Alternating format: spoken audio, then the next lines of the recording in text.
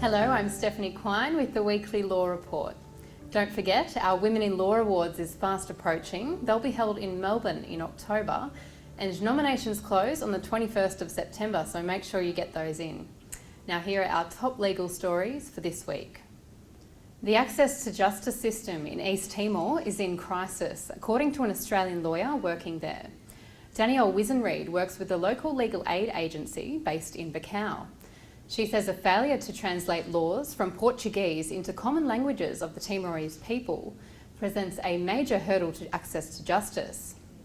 Less than 10% of the population speak Portuguese, yet it's the language that the Constitution was drafted in, and it's what judges speak in court. After decades spent in international isolation, Burma has opened its doors to foreign interests. A new law passed by the Burmese Parliament last week allows foreign firms to own up to a 50% interest in joint ventures with local partners.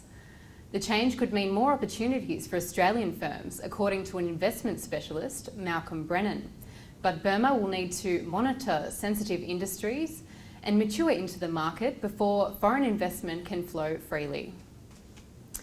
Retired High Court Judge Michael Kirby gave a rare and personal insight to his time on the bench this week.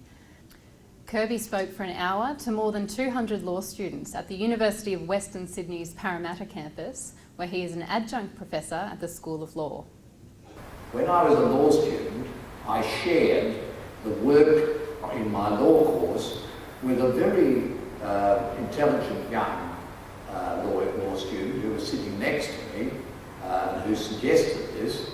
His name was Murray Gleeson. So we were together in the law class at the University of Sydney, and he said, why don't we share the load?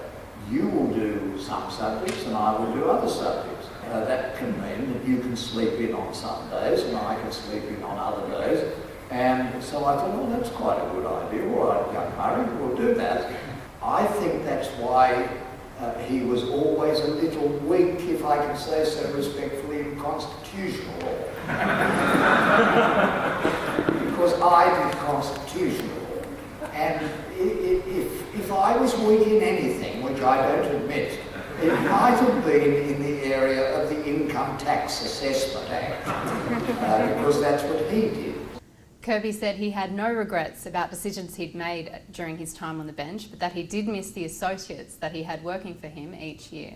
Once I'd done my reasons and I was planning it in court, they would get it and they could hack it apart and work on it and criticise it and do so robustly. Some of them sort of started by being so in awe of the great person that they didn't do that, but they soon got used to it. They got to enjoy it, and that was useful to me. Students gathered in a drove around Kirby after the event, taking photos with the legendary jurist and asking him tips for success and for his signature. Copyright law in Australia is grappling with tectonic shifts in cloud technology, according to legal experts. The claim comes after the High Court refused to hear Optus's appeal regarding an earlier decision on its rebroadcasting of live sports through its TV Now service. The decision represents a win for AFL, NRL and Telstra, which have exclusive internet broadcast rights. Critics of the ruling are calling for the modernisation of Australia's copyright laws to keep pace with shifting technology. For more details on those stories and more, you can head to our website, and don't forget to follow us on Twitter, Facebook and join discussions on LinkedIn. I'm Stephanie Quine, thanks for watching.